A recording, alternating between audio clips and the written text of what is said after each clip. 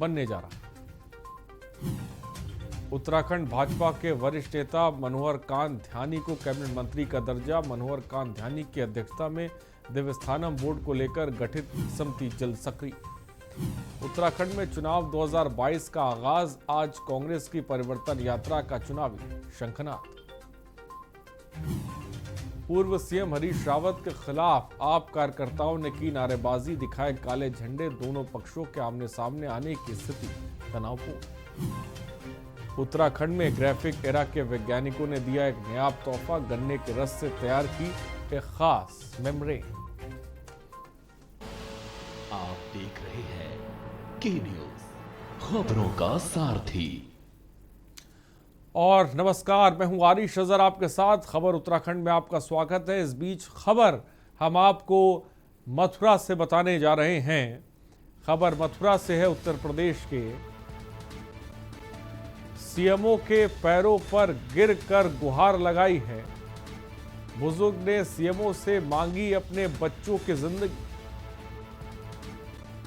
CMO के पैरों पर गिरकर गुहार लगाई। कोह गांव पहुंची थी सीएमओ डॉक्टर रचना गुप्ता और मजबूर परिवार के लोग पैरों में गिरे। बुजुर्ग ने सीएमओ से मांगी अपने बच्चों की जिंदगी। ये तस्वीरें देखिए।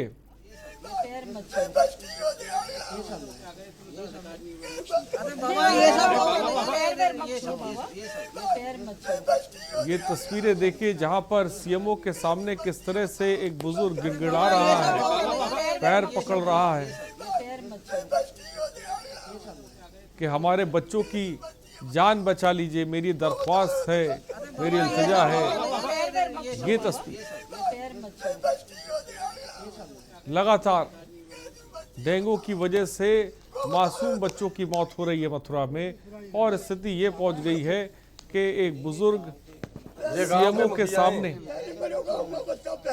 उनके पैरों में सर रख के रो रहा। बुजुर्ग ने सीएमओ से मांगी अपने बच्चों की जिंदगी। ये तस्वीरें आपके सामने। सीएमओ निरीक्षण करने के लिए कोह गांव पहुंची थी सीएमओ रचना गुप्ता। ये गांव के मुखिया हैं और गांव के मुखिया, जैसा कि आपने सुना, ये गांव के मुखिया हैं जिन्होंने रचना गुप्ता के पैरों में सर रख। इस समय के बच्चा भर्ती है हॉस्पिटल में कि हमारे बच्चों की जिंदगी बचा लीजिए। स्थिति कितनी भयावह होगी इस गांव में, आप अंदाजा लगाइए कि बुखार की चपेट में लगातार मासूम बच्चे आ रहे हैं। मौत का आंकड़ा उत्तर प्रदेश में बढ़ रहा है। 30,000 से ज्यादा लोग बुखार की चपेट में।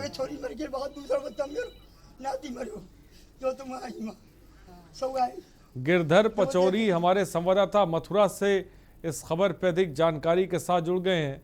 गिरधर पचौरी, जो तस्वीरें आपने भेजी हैं वो दर्शकों को हम दिखा रहे हैं, जहां पर एक बुजुर्ग कैसे सीएमओ के पैरों में सर रख के रो रहा है। ये स्थिति क्यों बन गई, क्या जानकारी आपके पास? जी, मैं आपको बता दूं कि आज सुबह खरे ब्लॉक के कोह गांव से हृदय को ध्वस्त कर देने वाली तस्वीरें सामने आई थी। जैसा कि तस्वीर 70-75 साल के बुजुर्ग एक सीएमओ जब वहां निरीक्षण करने कोह गांव पहुंची थी तो उनके पैर में गिरकर रोते हुए गुहार लगा रहे हैं कि मैडम हमारे बच्चों को बचा लीजिए। क्योंकि मैं पूरा मामला कोह गांव है, यहाँ अज्ञात वायरल बुखार जो चल रहा है उसकी वजह से लगातार बच्चों की मौतें हो रही हैं। अभी तक 11 से अधिक बच्चे। कितने बच्चों की अब तक मौत हो चुकी है? अभी तक मतलब पूरे जनपद की बात करें तो 14 बच्चों की मौत हुई है, जिसमें से अकेले कोह गांव से 11 बच्चों की मौत हो चुकी है। जी, क्या बड़ी वजह नजर आ रही है गिरधर, और क्यों ये जो प्रशासन है, जो स्वास्थ्य विभाग है, काबू नहीं पा रहा है? आखिर क्या कुछ चल रहा है? कैसे ये वायरल इतने बड़े पैमाने पर को गांव में बच्चों को जद में ले रहा है? जी, स्वास्थ्य विभाग तो अपने तरफ से लाखों दावे कर रहा है, लेकिन होती जा रही है, कोई भी स्थिति में सुधार नहीं हो रहा है। क्योंकि जो स्थिति है कहीं ना कहीं बिगड़ती जा रही है, स्वास्थ्य विभाग के हाथों से निकलती हुई दिखाई दे रही है, क्योंकि लगातार मौतों का आंकड़ा बढ़ता जा रहा है। अभी तक ये स्थिति क्लियर नहीं हो पाई है कि ये मौतें हो किस वजह से रही हैं। लगातार जांचें भी स्वास्थ्य विभाग के द्वारा गांव में कराई जा रही हैं। डेंगू, मलेरिया और कोविड तक की जांचें वहां पर हो रही हैं, लेकिन अभी तक डेंगू बुखार की वजह से इन सभी मौतों को रीजन माना जा रहा है। लेकिन कुछ भी क्लियर तौर पर स्वास्थ्य विभाग भी कहने से बचता हुआ इस पूरे मामले में नजर आ रहा है। जी, क्या कहना था सीएमओ का? सीएमओ साहिबा पहुंची थी, गांव का मुखिया सर रख के रो रहा है, क्या कहा उन्होंने? जो जैसे ही तो रचना गुप्ता अपनी टीम के साथ कोह गांव पहुंची थी, तो वहां पर गांव के एक बुजुर्ग मुखिया हैं जिनकी 75 साल के करीब उम्र है। उन्होंने पैरों में गिर करके माफी मांगते हुए सीएमओ से कहा था कि मैडम हमें और हमारे बच्चों को बचा लीजिए। दर्जनों बच्चे अभी तक इस काल के गाल में समा चुके हैं और बहुत बच्चे अभी हॉस्पिटलों में एडमिट हैं। तो सीएमओ ने उन्हें सांत्वना देते यही कहा था कि हम सभी का डाटा कलेक्ट कर रहे हैं, आप हम सभी का नाम दीजिए, हम सभी को दिखवाते हैं, हम अपनी तरफ से बेहतर सुविधाएं देंगे। लेकिन गांव की स्थिति बहुत ही ज्यादा चिंताजनक बनी हुई है, सभी के मन में दहशत है और पूरे गांव में आज की स्थिति में मातम पसरा हुआ है। जी, बहुत बहुत शुक्रिया गिरधर तमाम जानकारी के लिए। तो मातम पसरा है को गांव में, इसलिए क्योंकि 11 से ज्यादा बच्चों की, जिसे कह सकते हैं वो को गांव में सिर्फ मौत हुई है, जो अपने आप में बहुत बड़ी तादाद है। और मिशन 2022 का आगाज बीजेपी ने जन आशीर्वाद रैली के जरिए श्रीनगर गढ़वाल से कर दी है। मुख्यमंत्री पुष्कर सिंह धामी ने जन आशीर्वाद रैली का शुभारंभ किया। इस दौरान प्रदेश अध्यक्ष मदन कौशिक, कैबिनेट मंत्री धन सिंह रावत, सतपाल महाराज, हरक सिंह रावत, देवप्रयाग विधायक विनोद कंडारी समेत अन्य बीजेपी नेता कार्यक्रम में शामिल हुए। बीजेपी ने जन आशीर्वाद रैली का आगाज किया है, जिसमें बड़ी तादाद क्षेत्र का सीमा विस्तार किया जाए, उसको जो है नगर पालिका को अब नगर निगम के रूप में जो है आगे उसका सीमा विस्तार किया जाएगा। और साथ ही जो है यहाँ पर पानी की समस्याओं के लिए भी निदान किया जाएगा। अन्य जो कुछ सड़कों के क्षेत्र में है, अन्य क्षेत्रों में है, जो भी हमने घोषणाएं की हैं जल्दी से जल्दी वो धरातल पर आएंगी, उन घोषणाओं को मूर्त रूप दिया जाएगा। पहली बार देखिए पहाड़ के अंदर इतना बड़ा काम मोदी जी के नेतृत्व में रेल बनाने का हो रहा है, भारत के प्रधानमंत्री जी के नेतृत्व में। तो कांग्रेस के पास और कोई काम नहीं है, जो काम हो रहे हैं वो कहते हैं कि हम उनको भी रोकें।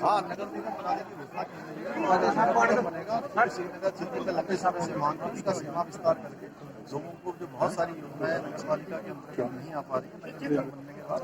सर कांग्रेस बोल रही है 2 तारीख से हम ऋषिकेश कर्णप्रयाग रेल लाइन का काम रोकेंगे, 2 अक्टूबर तक पूरे ऋषिकेश से लेकर कर्णप्रयाग। रोजगार न मिलने के कारण पहली बार देखिए पहाड़ के अंदर इतना बड़ा काम मोदी जी के नेतृत्व में रेल बनाने का हो रहा है, भारत के प्रधानमंत्री जी के नेतृत्व में। तो कांग्रेस के पास और कोई काम नहीं है, जो काम हो रहे हैं वो कहते हैं कि हम उनको भी रोकें। आगामी विधानसभा चुनाव को लेकर राज्य की प्रमुख पार्टियां भाजपा और कांग्रेस ने अपनी तैयारियां तेज कर दी हैं। वहीं कांग्रेस पार्टी ने 70 विधानसभा खटीमा से उत्तराखंड राज्य आंदोलन में हुए शहीदों को श्रद्धांजलि देकर परिवर्तन यात्रा की शुरुआत की। परिवर्तन यात्रा में पूर्व मुख्यमंत्री हरीश रावत, नेता प्रतिपक्ष प्रीतम सिंह, कांग्रेस प्रदेश अध्यक्ष गणेश गोदियाल, कांग्रेस प्रदेश प्रभारी देवेंद्र यादव के साथ कांग्रेस पार्टी के चारों कार्यकारी प्रदेश अध्यक्ष मौजूद रहे। हमारा जो परिवर्तन यात्रा है ये केवल सत्ता परिवर्तन के लिए नहीं है, ये लोगों के जीवन में बुनियादी परिवर्तन आए, राज्य की स्थिति में बुनियादी परिवर्तन आए, एक अच्छाई की तरफ परिवर्तन आए, लोक कल्याण जन कल्याण की तरफ परिवर्तन आए, उसके लिए हम प्रारंभ करने जा रहे हैं। तो माना जाए कि जो परिवर्तन यात्रा है इसका आशीर्वाद प्रदेश की जनता का मिलेगा कांग्रेस को? हमें पूरा भरोसा है कि प्रदेश की जनता का आशीर्वाद स्नेह हमारी यात्रा को प्राप्त होगा और ये यात्रा जो है भाजपा के शासन से उत्तराखंड को मुक्त कराएगी। विशेष संदेश ये है कि हम उत्तराखंड राज्य के निर्माण में शहीद हुए उन शहीदों की भावना के अनुरूप और उत्तराखंड राज्य निर्माण में जिन आंदोलनकारियों के खून पसीने से आज ये राज्य उत्तराखंड राज्य बना, उनकी भावना के अनुरूप उत्तराखंड राज्य का निर्माण कर सकें। इसी संकल्प को लेकर हमने ये चुना है कि हम हमारी परिवर्तन यात्रा खटीमा से प्रारंभ करेंगे। ने उत्तराखंड राज्य में अहम भूमिका अदा करने का काम किया और खटीमा की शहादत को जो है हम सैल्यूट भी करते हैं, उसे भुला भी नहीं सकते। और इसीलिए आज राज्य के अंदर परिवर्तन रैली यहीं से प्रारंभ करने का काम जो है कांग्रेस ने किया है और हर चीज़ आपके सामने शीशे की तरह साफ है। आज किसान सड़क पर संघर्ष कर रहा है, नौजवान सड़क पर संघर्ष कर रहा है, भू कानून को लेकर के लोग सड़क पर संघर्ष कर रहे हैं और हमारे तीर्थ पुरोहित भी सड़क पर संघर्ष करने का काम कर रहे हैं और इसके साथ साथ भ्रष्टाचार मुक्त और पारदर्शी सरकार देने का वादा किया था और 100 दिन के अंदर लोकायुक्त की बात कही थी, लेकिन आज 4.5 साल हो गए हैं, लोकायुक्त का कहीं अता पता नहीं। और रुकते हैं ब्रेक के लिए, जल्द लौटेंगे। आप देख रहे हैं के न्यूज, खबरों का सारथी। जुबान के लिए उड़ चला गैरों की ज़मीं पर, खुशबू अपने पन की ढूंढता। दूर कितना भी जाओ, इस जुबान से दूर ना जा पाओगे। विमल, बोलो जुबान केसरी।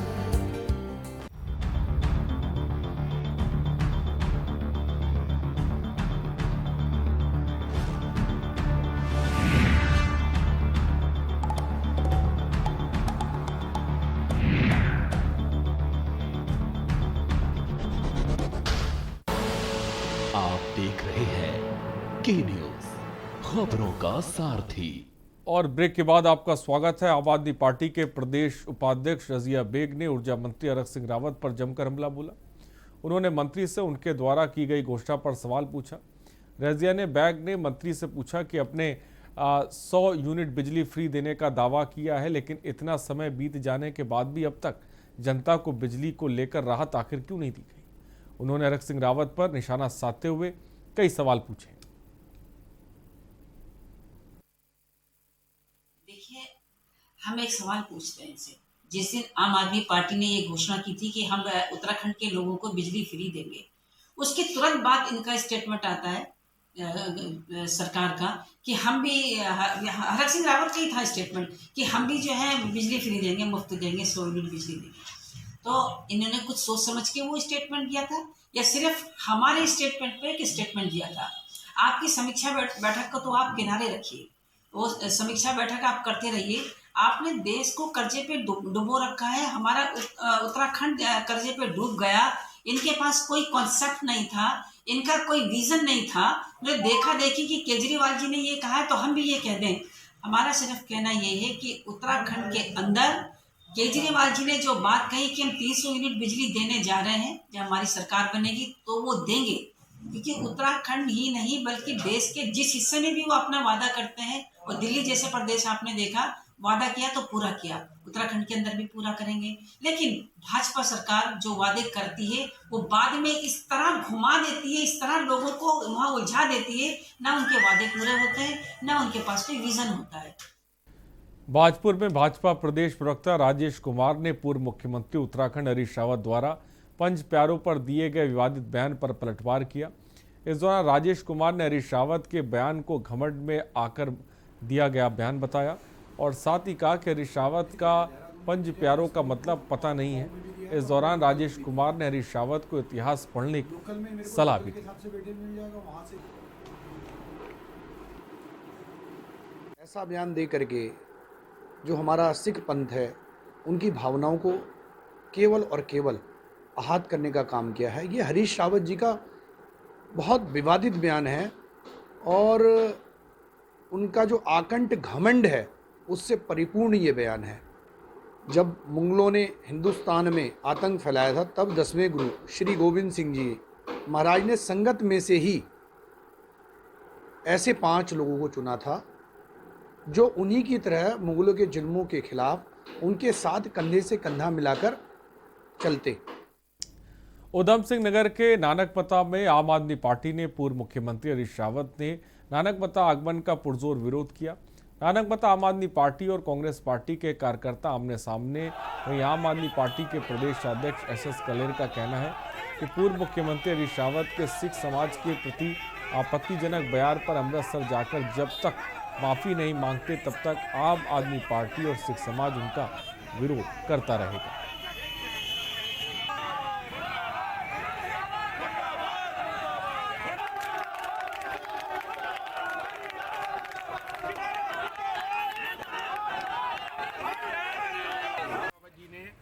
अपनी कार्यकारिणी कांग्रेस नेता की 5 प्यारों से तुलना करी है और उसका हम पुरजोर से तरीके से विरोध करते हैं। जब तक ये श्री अकाल तख्त साहब जो आके माफ़ी नहीं मांगेंगे तब तक हम इनका विरोध करेंगे। ये देखिए, ये कोई तरीका नहीं होता किसी के धर्म के साथ ऐसी चीज़ें करके उसके बाद अपने आप ही सजा तय कर ले। ये कौन सा तरीका हुआ? जब सिख समाज पूरे को कोई गलती करता है तो श्री अकाल तख्त साहब जाके माफ़ी मांगनी पड़ती है, तो इनको क्यों नहीं? ये इनके लिए भी हम यही कहेंगे, वहाँ जाए माफ़ी मांगे, अगर वहाँ से माफ़ हो जाएगा तो हम इनका विरोध बंद करेंगे, नहीं तो जब तक ये यहाँ आएंगे हमेशा हम विरोध करते हैं। लक्सर में कोरोना की तीसरी लहर के खतरे के मद्देनजर प्रशासन और स्वास्थ्य विभाग गंभीर है। कोरोना गाइडलाइन का उल्लंघन करने वालों पर प्रशासन ने एक बार फिर शिकंजा कसना शुरू कर दिया है। शैलेंद्र नेगी ने खुद फील्ड में उतरकर चेकिंग अभियान शुरू किया। क्या कुछ कहा एसडीएम ने, हम आपको दिखाते हैं। कल भी यहाँ पर कैंप था। कल जो है 76 लोगों को यहाँ पर टीका लगा है। इस तरीके की हमने व्यवस्था बनाई। सर चालान काटने और हम ये भी देख रहे हैं कि बहुत सारे लोग जो है जो नियम है कानून है उसका उल्लंघन कर रहे हैं। मास्क को लेकर के बहुत गंभीर नहीं है। ये अभी मैंने देखा कि यहाँ पर दवा की उसमें लाइन लगी हुई है, लेकिन लोग 2-3 लोग जो है बिना मास्क के थे। मैंने उनको जो है उनका चालान किया है। खबर लालकुआं के अलदूचौर क्षेत्र से, जहां गुम हुए युवक महेशचंद पांडे का 1 महीने बाद भी कोई पता नहीं चला। इसके चलते परिजन कोतवाली चौकी के चक्कर कई बार काट चुके हैं। आज फिर महेशचंद पांडे की खोजबीन कर उसके बारे में जानकारी जुटाने के लिए परिजन हल्दूचौर चौकी पहुंचे, जहां परिजनों के हाथ निराशा लगी और परिजनों के साथ आए ग्रामीण भी मायूस होकर वापस लौट गए। इस पांडे विगत करीब 19 तारीख को हो गए अपने घर से 10 बजे से लापता है। हमने पुलिस को आके तहरीर भी दी थी और पुलिस भी इसमें कह रही है हम काम कर रहे हैं। क्या कह रही है पुलिस? क्या सहयोग कर रही है? पुलिस कहना चाह रही है कि आपके हम अपने तरफ से एक सिपाही आपके साथ भेज देते हैं, तो वो आप तहरीर और हल्द्वानी जहाँ जहाँ आपको लगता है वो गए होंगे वहाँ आप जाके चेक कर सकते हैं। देखिए, महेशचंद जो कि एक ट्रक का चालक था, अज्ञात कारणों से अपने घर से गायब हो गया। उसके बाद उसके संबंध में जो भी सूचनाएं प्राप्त हुई हैं उसको तस्दीक किया गया है पुलिस द्वारा और उसकी गुमशुदगी को लेकर अभियोग पंजीकृत किया गया है, जिसकी विवेचना जारी है। और इस प्रकरण में क्योंकि जो गुमशुदा है वो अपना मोबाइल यहाँ छोड़ गया है, इसलिए कोई महत्वपूर्ण साक्ष्य अभी प्राप्त नहीं हो रहे हैं। रुकते हैं ब्रेक के लिए, जल्द लौटेंगे। आप देख रहे हैं के न्यूज़, खबरों का सारथी।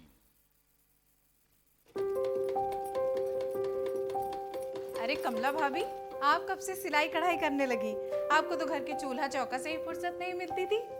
हाँ जीजी, जब से उज्ज्वला योजना में मुफ्त गैस मिली है तब से तो बड़ा आराम हो गया है। अब तो जलाए की लकड़ी ले के लिए जंगल भी ना जाए पड़ते और खाना बनाते समय आंखों में धुआं भी नहीं लगता है। चलो, फटाफट खाना बन जाता है, उसके बाद झटपट घर के सारे काम निपट जाते हैं। पता है जीजी, हम तो पहली बार ऐसी सरकार देखे जो इतना बढ़िया काम कर रही है। भाई जुग जुग जिए योगी और मोदी जी। सही बात है। देश की महिलाओं को चूल्हे के धुएं से आजादी दिलाने के लिए माननीय प्रधानमंत्री जी ने 1 मई 2016 को प्रधानमंत्री उज्ज्वला योजना की शुरुआत की। इस योजना के प्रथम चरण में 1.47 करोड़ परिवारों को निःशुल्क रसोई गैस कनेक्शन वितरित किए गए, जिससे प्रदेश की महिलाओं को धुआं जनित बीमारियों से छुटकारा मिला और उनके जीवन स्तर में सुधार हुआ। अब महिलाएं भी प्रदेश के विकास में बराबरी की भागीदारी निभा रही हैं। माननीय प्रधानमंत्री जी द्वारा उज्ज्वला योजना के द्वितीय चरण की शुरुआत उत्तर प्रदेश के महोबा से 10 अगस्त 2021 को की गई। माननीय मुख्यमंत्री योगी आदित्यनाथ जी के नेतृत्व में उज्ज्वला 2.0 के अंतर्गत प्रदेश में 20 लाख से अधिक मुफ्त गैस कनेक्शन एक भरे हुए सिलेंडर के साथ दिए जा रहे हैं। स्वच्छ ईंधन, बेहतर जीवन। धन्यवाद मोदी जी। जुबान के लिए उड़ चला गैरों की ज़मीं पर, खुशबू अपने पन की ढूंढता। दूर कितना भी जा, इस जुबान से दूर ना जा पाओगे। विमल, बोलो जुबान केसरी।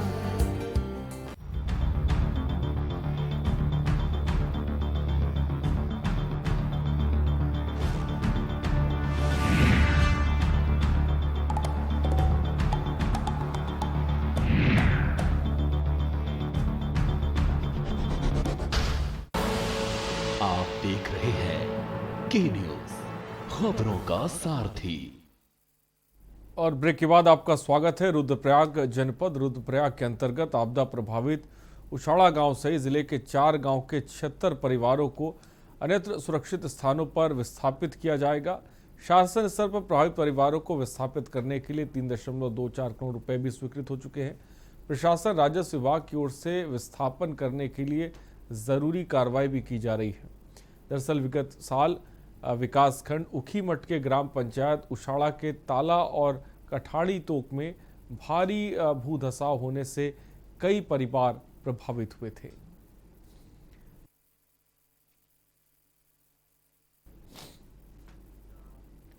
खबर उत्तराखंड से, जहां एक बार फिर भारी बारिश लोगों की मुश्किलें बढ़ा रही है। मौसम निदेशक विक्रम सिंह के मुताबिक 4 सितंबर और 8 सितंबर तक प्रदेश में भारी बारिश की आशंका है, जिसमें देहरादून, नैनीताल, पिथौरागढ़, बागेश्वर में भारी बारिश हो सकती है और मैदानी जिलों में भी हल्की बारिश हो सकती है। ऐसे में मौसम विभाग ने लोगों से सावधान रहने की अपील की है।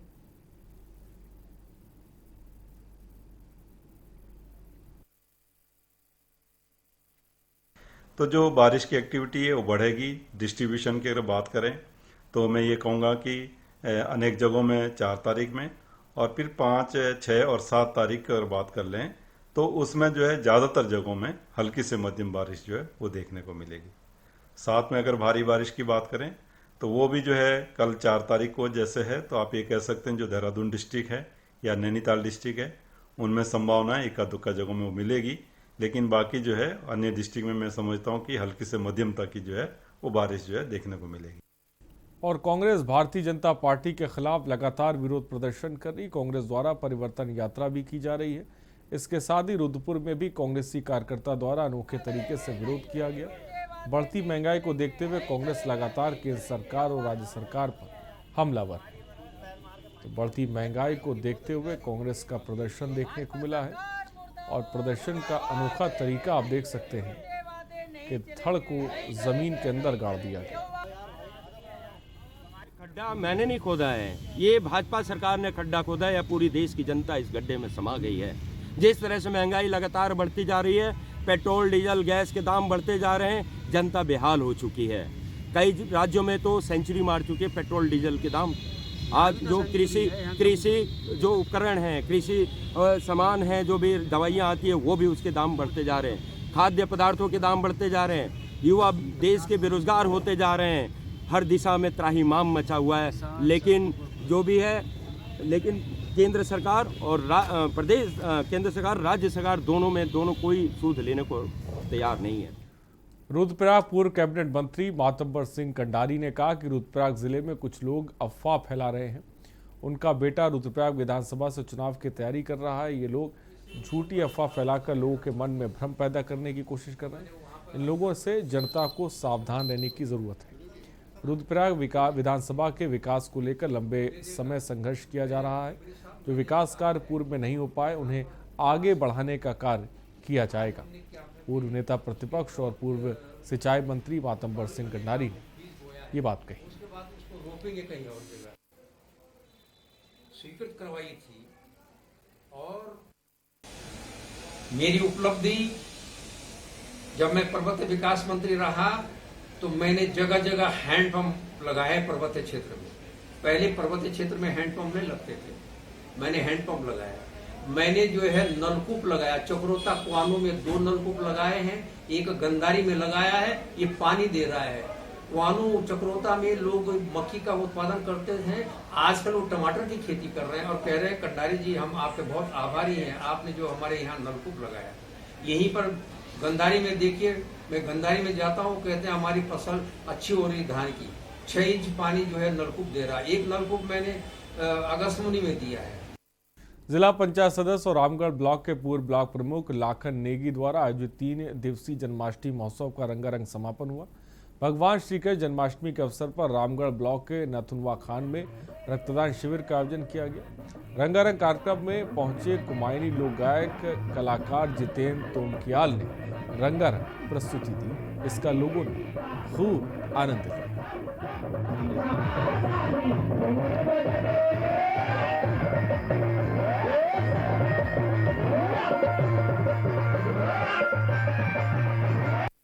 वो 23-24 साल से वो बंद पड़ा हुआ था।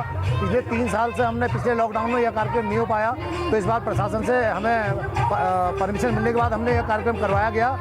तो इस तरह का कार्यक्रम का करने का उद्देश्य एक ही है कि कृष्ण जन्माष्टमी के महोत्सव पर हमने 3 दिन का महोत्सव यहाँ पर मेला का आयोजन किया जाता है। इस मेले का मुख्य उद्देश्य यह है कि हम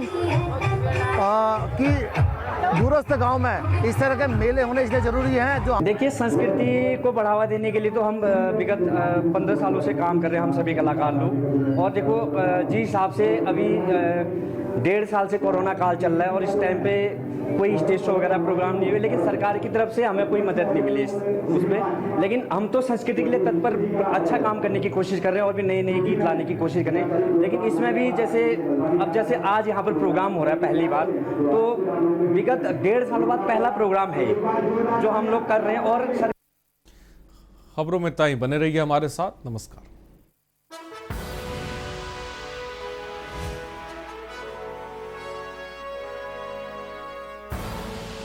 आप देख रहे हैं के न्यूज, खबरों का सारथी।